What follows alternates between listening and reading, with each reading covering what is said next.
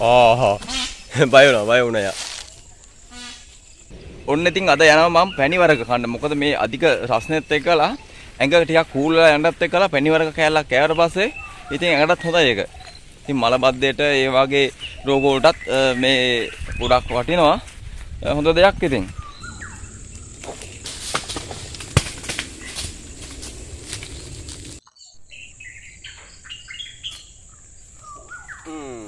ඔන්න ඉතින් පැණිවරක. මේක නම් ඉතින් හොඳටම ඉදලා වැඩි හැබැයි ගොඩක් ඉදලා. මාර සෝදක් තියෙන්නේ.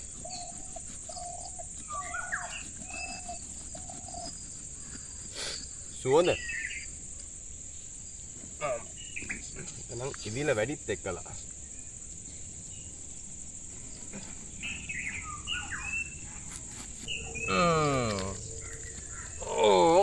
ඉතින්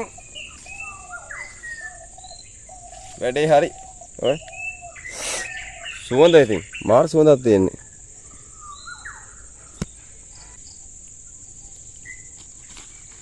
ඉතින් මේ පායන කාලේ පැණිවර කැල්ලක් කෑවට පස්සේ ඇඟ ඉතින් කූල් වෙලා යන්නේ ඉතින්.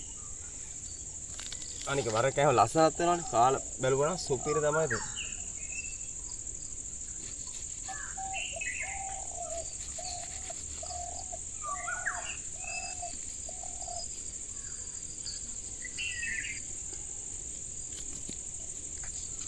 වරක කද්දි නිකම්ම කන්නත් හොඳ නැහැ. මොකද මේ ගම්බිරිස් ටිකක් එහෙම දාලා ලුණු ටික ඉහළ තමයි ගන්න ඕනේ. ඒතර තමයි මේක ගැම්මක් එන්නේ. ඒක ක්‍රමේ.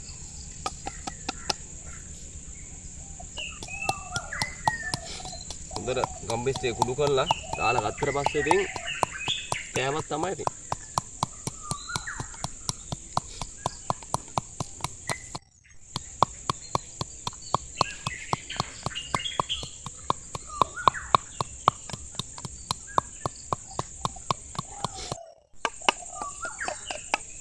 ගම්බිරිස් ටික හරි ලුණු ටික.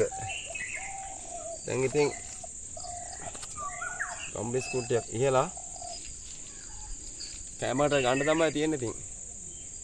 ගම්බිරිස් ලුණු.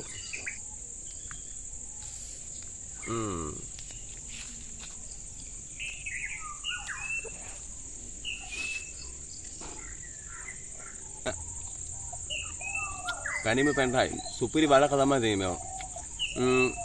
ලස්සනම මේක කෑවම ඒ වගේම ආහාර දිරීමටත් ගොඩක් වටින දෙයක් තමයි වරක් කියන්නේ. ෂෝක්. ඉතින් වරක් කද්දී නිකම්ම කන්න එපා. මොකද හෙවිඩ්ඩත් එක්කලම කන්න ඕනේ.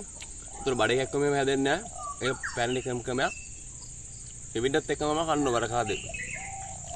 ඉතින් කොසල විසිකන්න එපා. මොකද මේකෙන් හැදිය හැකි කබල බැදලා හොඳ අග්ගල හැදිය හැකි පුදුම රසක් තියෙන හැම හදලා කෑවම ඉතින් ඊගා වීඩියෝ එකේ අග්ගල හදන හැටි මම කියලා දෙනවා. පුදුම රසක් තියෙන ඉතින්. ඒ වගේ තම්බලත් පුදුම රසක් තියෙන කොසල.